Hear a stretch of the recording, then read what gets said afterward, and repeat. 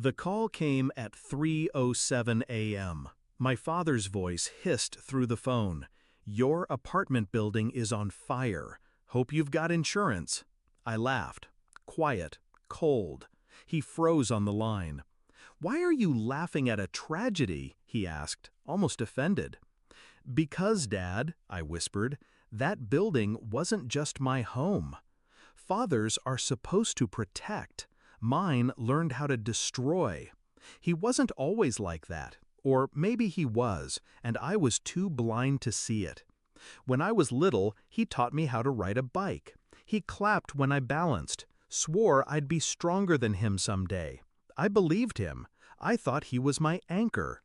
But anchors rust, and some drag you straight to the bottom. When my mother left, he snapped. Booze, gambling, bad debts. I became his collateral. By 16, I was the one paying bills, working nights while he fed his addictions. He said he'd pay me back. He never did. The first time he stole from me, I forgave him. The second time, I pretended not to notice. The third time, I understood. My father wasn't a man anymore. He was a parasite. And parasites don't stop until you burn them off. The fire didn't surprise me. I'd seen the signs. His sudden concern about my renter's insurance.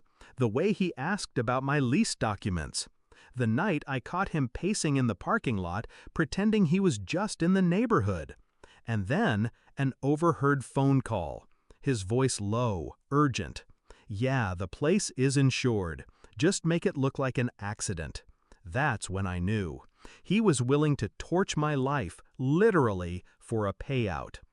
But I didn't panic. I didn't confront him. I planned. Step 1, I moved. Quietly. Weeks before the fire, I packed my things. I signed a new lease under a different name, across town. My old apartment, I left it staged. A few cheap clothes in the closet, a second-hand couch, just enough to make it look lived in.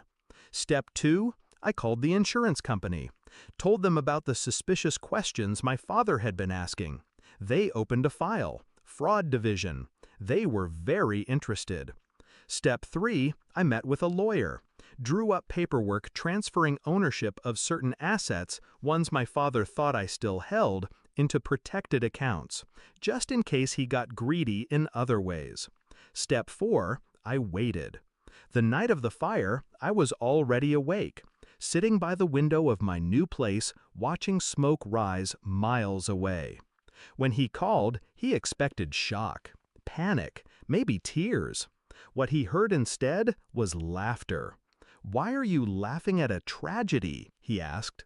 "Because, Dad," I said slowly, savoring the words, "that building wasn't just my home. It was bait." Silence. Then his breath quickened. "What are you talking about?" I leaned back, calm as ice. "I moved weeks ago. The only thing you torched tonight was evidence, and insurance fraud investigators love evidence."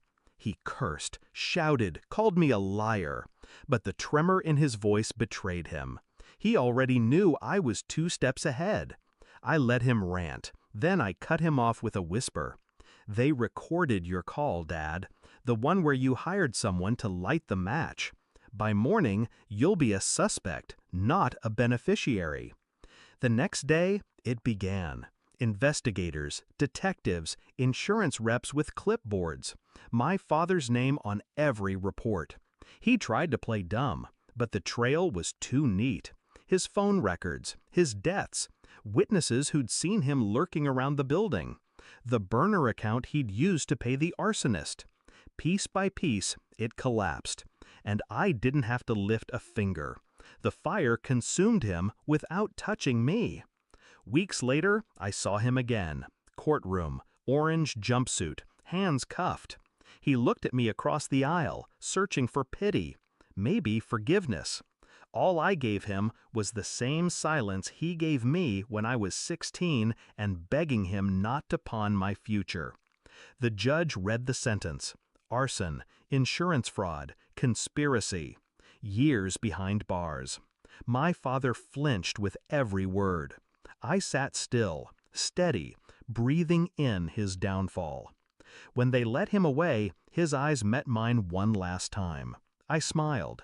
Not cruel, just final. People ask if I miss him, if I regret it. The truth? I mourned my father years ago, the day he chose greed over blood. What stood in that courtroom wasn't my father. It was a man who burned everything he touched. The fire he set was supposed to ruin me. Instead, it revealed him. Now I live in my new apartment. Small, quiet, paid for with my own money. No shadows on the walls. No footsteps I can't trust. Sometimes, late at night, I replay that call in my head. His voice smug and certain. My laughter cutting through it. That was the moment I knew the power had shifted. The parasite was gone. The anchor had sunk, and I was free.